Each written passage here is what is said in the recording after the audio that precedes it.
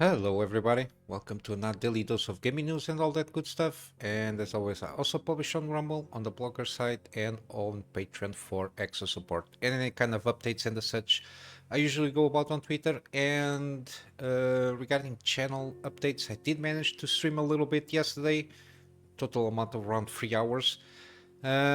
We did finish up the boss that was impeding the exploration of the rest of the map. Tried not to get too much in spoiler stuff, and we discovered some lore things that are very interesting in some item descriptions and the such. But yeah, I will keep it that way. And the VOD, I will try to publish during today's with also, yeah, we'll get a Jedi Survivor episode also. Sorry, I was trying to remember what I should be publishing today. Yeah. So, in the meantime, after the publishing of the gaming news program, I will be during the day probably do the VOD there because YouTube is a little bit faster on doing their processing of the VOD stuff on longer videos. I will probably do that, publish the VOD so everything is on par, so I can don't worry with that. And later during the day I will do the Jedi Survivor there. But yeah, and again, regarding live streaming, when I can, I will jump onto it, and I will announce it on Twitter. So keep your eyes there. What else? Yeah, I've got a lot of stuff to do on Shadow of the Earth Tree. It's very daunting. A lot of stuff to explore. Oh my god, I get brain freezes trying to think what I should do next. Mainly because I'm playing blind, so it's a little tricky to try to go around. But yeah, it's been phenomenal experience so far. So let's go to the news. Supposedly AMD, I covered this, the new 9000 series, so the Zen 5 stuff there, and reportedly, again, I don't think there is official confirmation regarding the 9700X. Probably they are going to ramp up a little bit the TDP. I covered that. I remember the fact that the 9700X, which is the kind of the same tier of performance of Zen 5, it's basically the same tier of performance that the CPU that I have from the 7000 series, which is the 7700X. And the TDP is way lower than the 7700X, less 40 watts, but they got the same cache stuff, and in terms of peak or max clocks, it's like 100 megahertz only. They're saying here that they might increase to the same TDP, basically, that the 7700X is, and with that we'll have more performance out of it. They're talking about probably being in a short range in terms of performance of the 7800X 3D versions. But then again, from what I understand, again, what makes in this case, the 7800X 3D way better in terms of gaming is the fact that they have more cache, because even in terms of clocks, because of the temperatures, the TDP could be 170 watts or something like that, but because the 3D cache is very temperature sensitive, they have to restrain a little bit the TDPs there, so the temperatures keep themselves on check. But with the increased cache, which is a lot, or around 60 megabytes of cache, in this case comparatively to the 7700X, yeah, that's where the benefits of the 7800X3 in terms of gaming gets to shine through, because as you can see, the max clocks are you get a loss on that because of mainly the TDP, and you have to lower a little bit the temperature there, because the more clocks you try to get, you have to increase energy output, and with that comes higher temperatures, and then it runs out the fact that the 3D cache stuff usually it's very temperature sensitive, and then you get like, I don't know, loss on performance. There is a balance there. That's why usually the 7800X3D is better. I don't know if because of in terms of the architecture itself, the Zen 5, they can push a little bit more on the TDP there, so we can gain a little bit more performance, even though the cache is still the same that a 7700X, to try to get close to the 7800X 3D.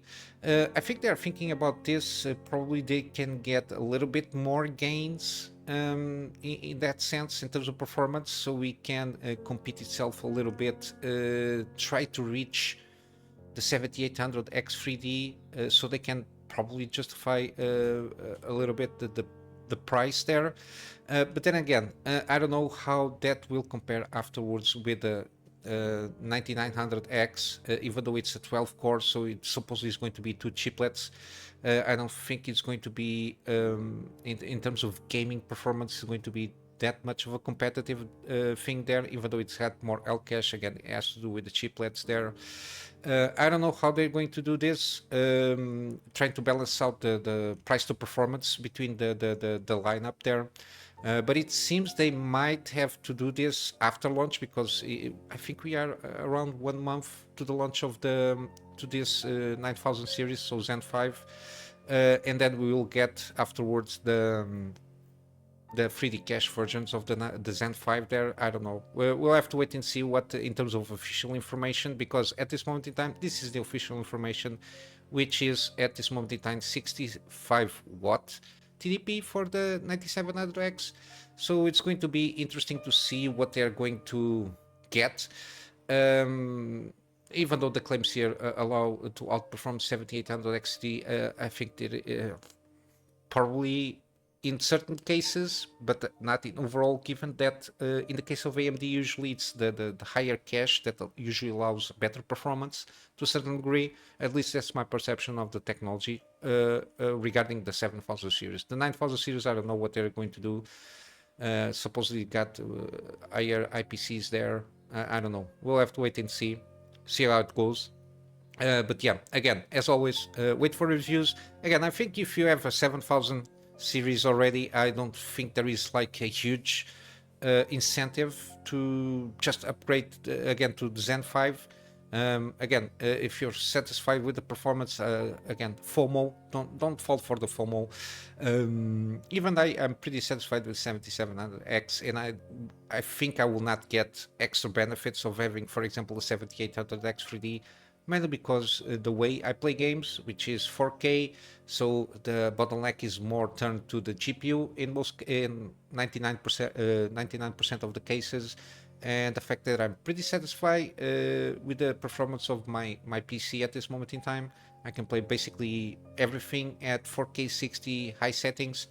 But yeah, if again it's one of those things. I think my advice is, if you have a 7000, even if it is a 7600 kind of a thing there, and if you're playing games, you're getting your average performance on par, I think you can wait a little bit more. There is no problem, because they are, for all intents and purposes, they are very recent CPUs still, and they perform pretty well on the majority of the cases there. Again, if you are on an AM4 platform, this might be a good time to try and consider and see what kind of performance comparisons you might have between the 9000 and the 7000 series, and maybe do the jump to the Zen 5.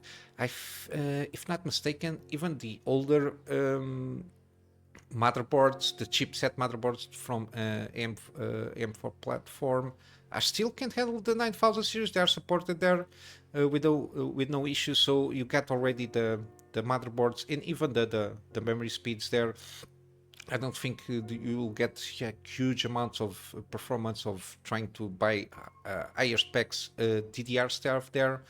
But yeah, it's more about, if you are in older platforms, it might compensate you to jump directly to the 9000, depending on the increase in terms of performance between Zen 4 and Zen 5. But yeah, other than that, at least it's something to follow up there. But yeah, and regarding other stuff, Intel seems to unveil the first optical interconnect. So basically, it's fiber optics to a certain degree to communicate. In this, it's more to be applied on the server side of AI stuff there. But again, this is good because we get already fiber optics on the internet. A lot of countries have fiber optics on providing internet to customers, but here is more about trying to increase the bandwidth of communication between like servers and the such. I'm not sure how this can be applied, but I will assume it will have good appliances even on PC in the future. But then again, it's incredible by the fact that they managed to, for example, have better bandwidth, higher energy efficiency, which is always something that they strive for on the server side. So if it has better energy efficiency, they pay less for the electricity for things to run. It got lower latency and it's got longer reach. Yeah, on these kind of things, I think we might get something. I don't know. I don't know if even, yeah, because I/O it's so close on the motherboard. But for example, communications, instead of having, for example, Ethernet communications, having like fiber optics, I think it's there is already stuff like this, but again, this seems to be a ramp up on in terms of lower latencies, longer reaches, and better bandwidths in that sense. But yeah, I don't know at this moment in time, because I'm not an engineer, so I'm not very in line of what the applications, possible application that we might get on PC, on the DII stuff in the future. But it's good to see that at least in some cases the Intel is trying to beat the competition, which will bring, I suppose, it will bring more efforts on the competition. Probably AMD and to a certain extent Nvidia on their doing their own. I don't know if they are doing anything regarding this photon technology, let's say, but it's always good because more range. I think they only managed to go around with I/O stuff, which is electrical interface, basically reaching around 1 meter or so. They managed to now increase that 100 times, which is pretty good. We'll have to wait and see how this can be translated to the DI PC market or something like that. But it's always good to see it. I didn't even know if it is something that can be, in terms of advantage, for example, the communication between the PC case and the monitor. I don't know. Maybe you can get something that decrease the lag times on the systems there. I don't know. But it's good to see this. In terms of gamings, we got Dogma 2. They got added a new update. Again, a lot of stuff regarding. Again, they focus a little bit here on the console stuff, 120 hertz output and more. Again, from the patch notes, they got. I read the patch notes. It's basically this photo here. They got a lot of quality of life, some bug fixes and the such. In terms of some quests, some actions. I think they were locked out. Some stuff on the photo mode and menu interactions. The menu in terms of inventory management there also, so quality of life upgrades, and supposedly you can get a little bit better performance of the regarding CPU overload. Let's see if I can fixing issues around CPU overload in certain situations. Again, god damn it, it's too small. I have to pull out here. With asterisks here, which oh my god, sorry, I completely went overboard. Yeah, frame rates in certain in areas with a lot of NPCs, such as town centers, should be improved. So you might get a little bit of improvement on those areas. In addition, turning the graphic settings to low should further improve frame rates. But they are going to try and they are planning more frame rate improvements for the future. But again, so far, you might see some improvements there on the more demanding CPU things. Again, that's why there is that some technology in terms of gaming. They're trying to put some workloads on the GPU instead of CPU, because the way the GPU parallel processes work. For example, in the case, if you could put that processing power on the GPU, especially on AI routines there, I think it could handle better than the CPU does, because again, CPU has to calculate, make a huge calculations regarding variance on the routines of the AI characters there, plus what it needs to be presented to the frame. That's why you got a lot of that CPU overload when you got a lot of NPCs, at least in Dragon's Dogma 2 cases there. And continuing with Dragon's Dogma 2, similarly Capcom as a survey for the players to give some feedback regarding a lot of aspects or all aspects of the game there. From what I understand, they covered all of these topics regarding the game itself. And again, I think it will serve for them to take an account which, I don't know, if they're going to add more content in the future, probably, because the game has been selling well, at least according to their own internal data and the expectations that they had regarding the game. And I will assume they want to continue support the game itself in a way that it's more catering to the audience itself. So I think that's why they are taking this survey, because it covers everything, voices, even the size of in-game text, the game's menu, sound effects, music, story, characters, graphics, control, level difficulties, amount of content. Again, here this is a big one, immersive factor, whether if the Dragon's Dogma 2 provided a unique gaming experience. Again, an overall kind of survey regarding the game, which I think it's always good for developers, at least when they launch the game, so they can see if they are lacking in prioritization in certain areas that probably the players feel that need to be prioritized over what they are doing internally, in terms of, for example, bug fixes, implementation of patches and the such. Yeah, and probably I think in the case of the game, I think a little bit more variety of enemies. I think it was one of the complaints there. And probably some certain mechanics might be tweaked to favor the gamers there, or in this case the clients that bought the game. I think it's always good, and I'm not sure if it was Capcom. I think it was Capcom that did that huge survey in terms of the brand itself, of all the IPs that they have. I think it was Capcom, where you got a lot of data out of it. Very interesting data. I didn't cover that because I completely missed that one. But I think it was a very interesting thing there. But yeah, if you're playing the game, just go to there is I will leave the link of the article there. You got a page for the dedicated survey there. If you're a player of the game, I think it will help out the developers, because for all intents and purposes the game is excellent. It has some issues regarding more about the performance of the game there. In other news, we got this announcement: medieval first-person action-adventure RPG Alkahest. Again, this is an announcement. This is from a cyberspace studio, 40-plus veteran developers who previously worked in a lot of games. It seems interesting. It's a very first-person kind of a game here. The way they go about it seems. I didn't play Dishonored. Prey, which is remind me a little bit in terms of gameplay what they're trying to do here. It tries to aim for a little bit immersive kind of a thing on the combat scenarios, in though it's in-game, seems in-game engine gameplay. But I don't know how it will work out in the final product there. It seems to have a lot of environmental interactivity in the combat itself. You can pick like some barrels and throw to the enemies, even when you drink some potions, which are based more in alchemy instead of magic. You can throw it afterwards, you drink the potion, you can throw it at the enemy to distract them.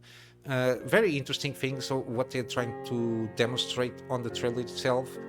And the settings, it's very Witcher-like, so kind of low fantasy. It's very similar to Witcher, the way they went about it in terms of grounded reality there, even though it's got a medieval setting with, as you can see, goblins or whatever they are called here. But yeah, very interesting. The mood's very bleak, like the Witcher kind of world there. But they are aiming to have their own spin on things, which it seems interesting. But again, this is an announcement trailer. We will need more information And again, but yeah, at least it piqued my interest, which is pretty interesting. This has a trailer here. It's like 2 minutes or so, I think. But yeah, what they're trying to achieve in this trailer seems pretty good.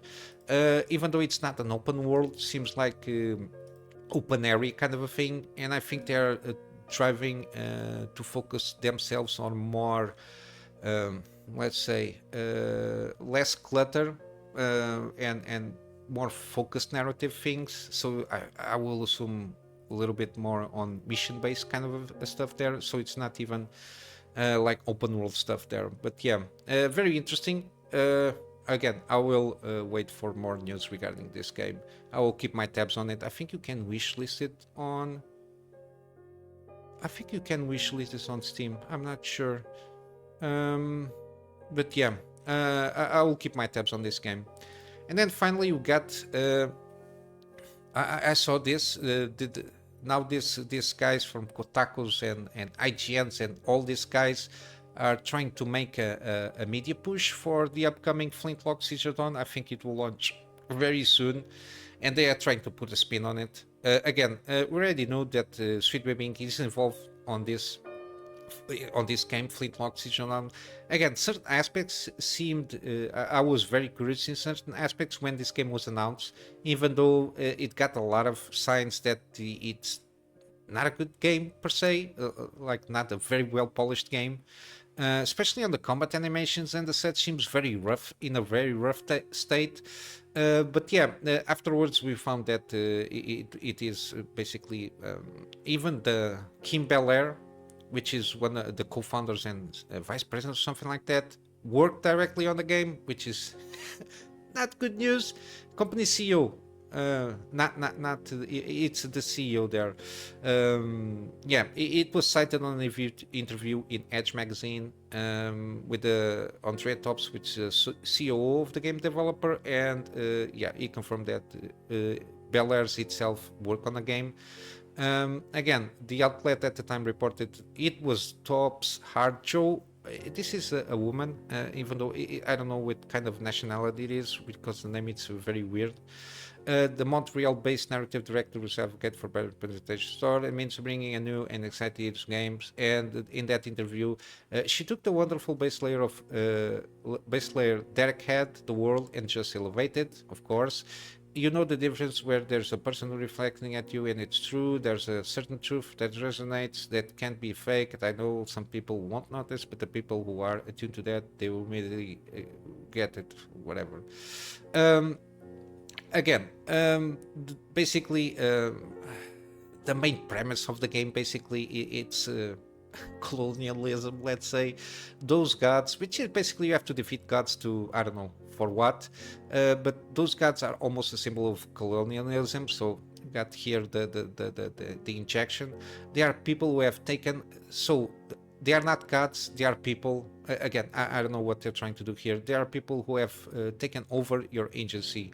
What do you do when you wrestle with X structure to find and gain your own identity? Again, your own identity is still a game. It's still gods and guns. But when you look at it at its lens, there is another layer on top of that. From Noor being a woman of color, it makes the character dynamic even more of an echo of reality. Again, I don't understand what these people think. People want escapism. There is a way of telling this story, or at least the premise being a little bit better regarding free will, human nature, the fact that you can have a woman of color or a goddamn Chinese or Indian or whatever you want to put it there. There is a way of telling the story in a good way regarding the human experience, because everybody struggles independent of their color skin, of how they identify. There's always kind of a struggle in human nature. I don't think you have to cater to specific sides of society to make itself that they are the only ones that struggle in life. But yeah, what can you do? They just like to ruin things and trying to put a coat of paint, different coat of paint in this kind of shenanigans here. But yeah, other than that, continuing, again, there's always been some outrage, but I will cover that later. Because I I think I mentioned this already on Flintlock, because I think they changed the main character. I think it at the first I think it was a white person, but right after, again, this is kind of a little bit of rumors and leak stuff there, because Grams covered this at the time, and I noticed that. Basically, the Twitter at the time was, before I go for rumors, seems very knowledgeable in the workings. Again, the damage is done basically. And one of the reasons is here. Flintlock used to be white. When CEO and casting director Andrea Tops Archer joined the studio, her first actions were to change the character to hire Baby Sweet Baby Ink, and change the main character to a personal color. This marked the beginnings of problems with the game in the studio. Continuing here, Andrea Tops Archer is rumored to have used this is even worse. The company's funds and manpower to power her personal agenda and projects or initiatives not related to the game or even the studio itself. One such initiative that I found, in this case Grumps, is Inclusion FX, a VFX company, so special effects company, and advocacy company with shades of Sweet Baby Ink. There, here in the bio, here is the bio from the company. She held this position at Flintlock at the same time she ran Inclusion FX. And he added at the time, I ask and confirm, yeah, I have witnessed our UI artists making art assets for its website as they sprint tasks. So basically, again, yeah, talk about cods and removing free will and doing wrong things. Again, while she was heading the company, the A44 development company, as a COO, she was taking human resources to work on her basically personal company, which is Inclusion FX. Again,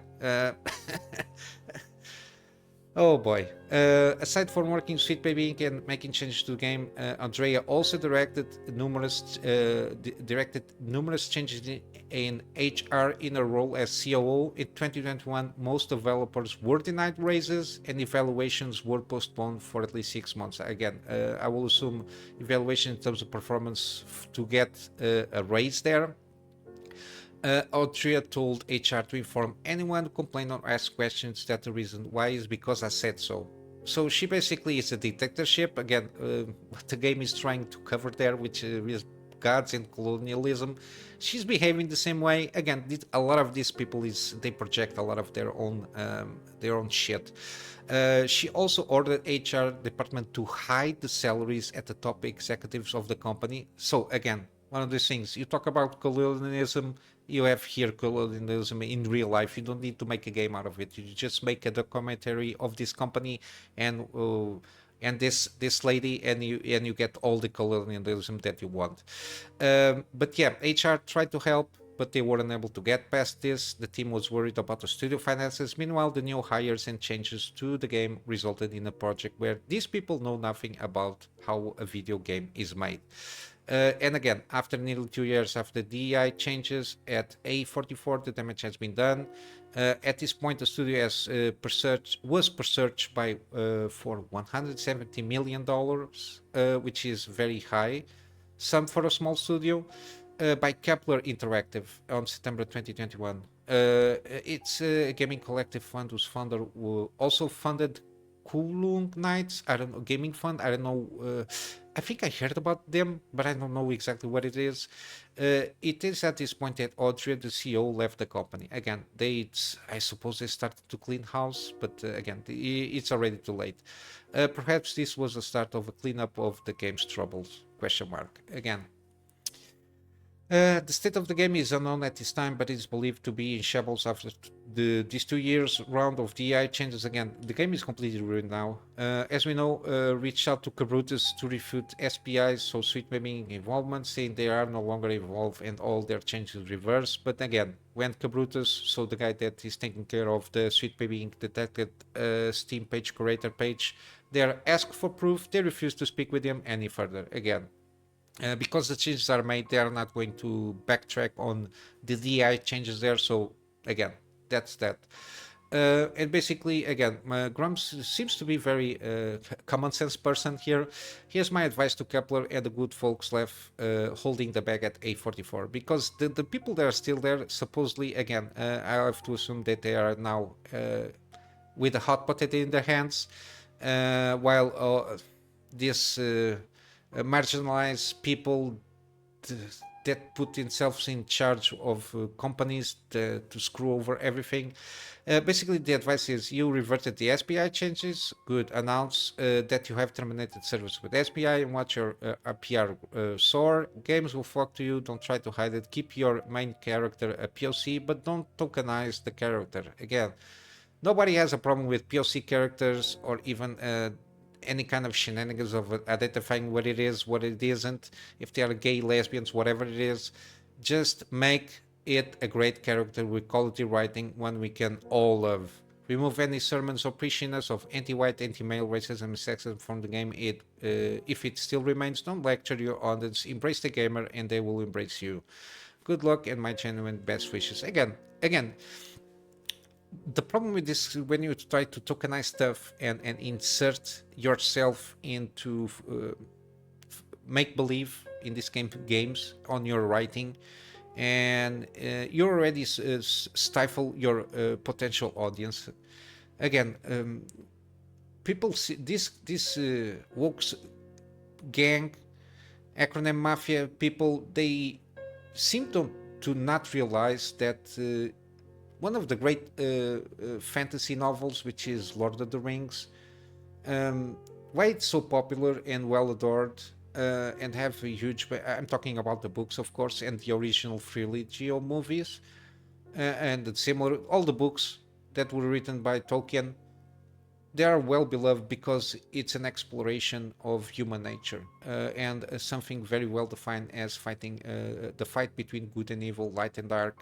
All those themes, they are broad themes. They can all be related to human nature and can touch anybody, being LGBTQ plus whatever. The acronym people can be a white person, black person, Eskimo.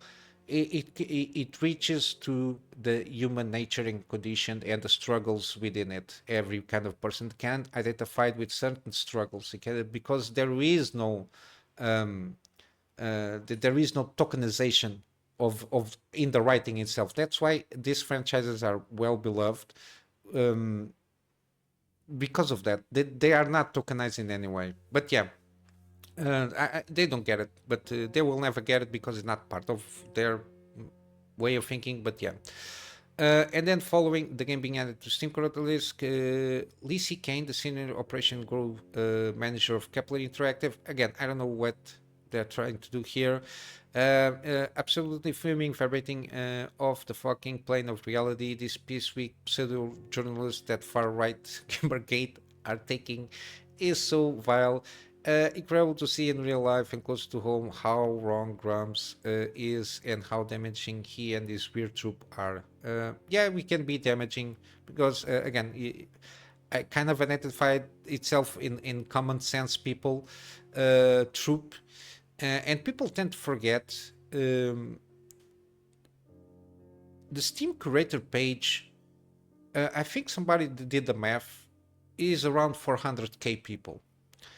If people, and I will assume that 400k people that are common sense people, if they follow recommendations of not buying Sweet Baby Inc. detected games there is a power of around 20 something million in power purchase there, just in that group alone, if the games are $60, I think. I'm not sure how much it is. It's 20 odd million in terms of power purchase there, which is a lot, especially for a small studio.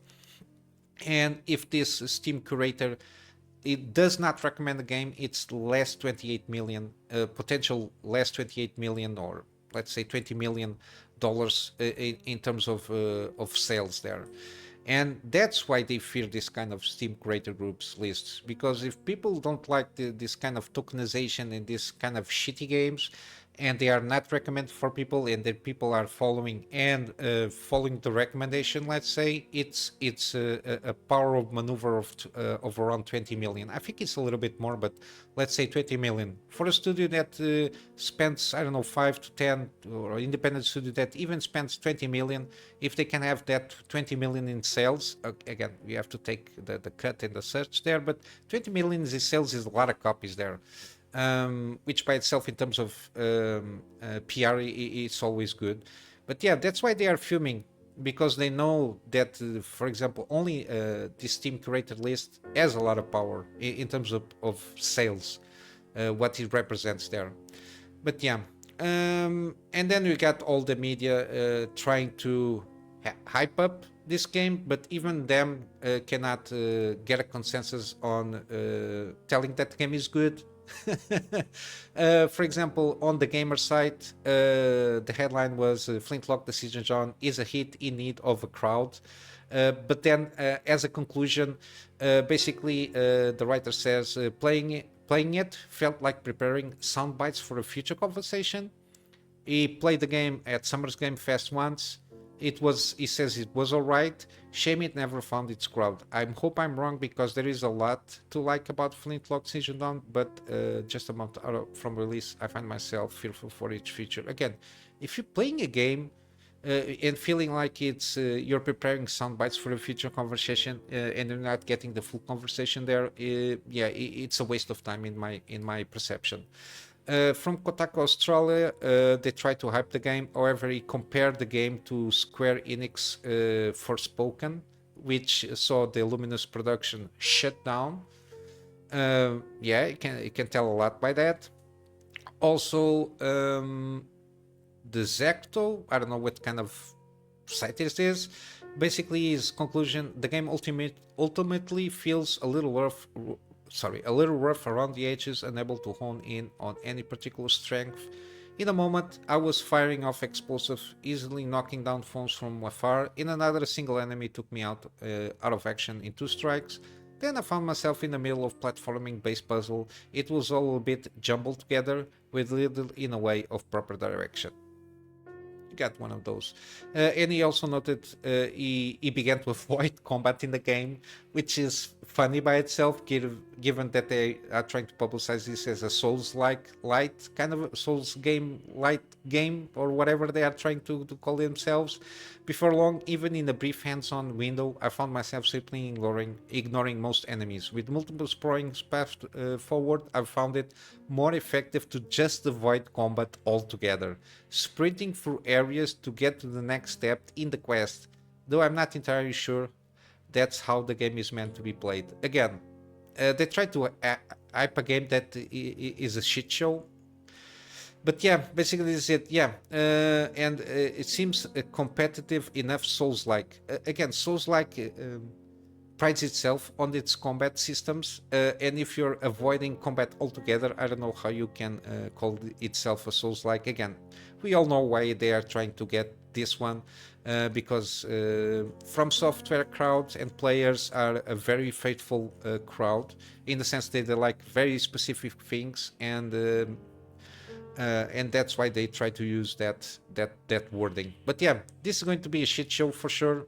I hope not, but from everything that I've been seeing, I will assume this is going to be a shit show. Again, I will wait for reviews. I will try to cover the reviews when they come out, but I don't see a lot coming from this. Again, 2 years of Sweet Baby Inc. infection, with the CEO diverting resources also from their own private company, then trying to stifle raises on the developers there. Yeah, this is not going to be a good one, unfortunately. That's why we'll be seeing a lot of studio shutdowns and a lot of layoffs, because these kind of decisions that they are made in the background by higher ups, and then these studios with the game in this state being bought by $170 million. Again, this doesn't, a lot of stuff doesn't hit well, and that's why then companies have to cut off expenses and try to make a profit out of the stuff that they buy. But yeah, This one is not going to be good, unfortunately, but fortunately for me, I still have Shadow of the Earth 3 to play along. Yeah, this is about news. Sorry about the long rant on this one. Some gaming deals, again, on Steam, all the gaming deals are basically off at the time of recording, around 5 hours or so until they are off, so I'm not going to pressure anybody to try and run to those deals. I will stick to GOG gaming deals here. We got Plague Tale Duology here, 80% off on the first game and 60% off on the second game. We got Alien Isolation, 75% off. This is the collection. We got all the extra missions and DLCs there. We got Days Gone, 75% off. Again, I recommend on GOG at this moment in time the PlayStation PC stuff there, because there is no need for activation or online connection required to play, which is always a good thing. So no PSN shenanigans happening here.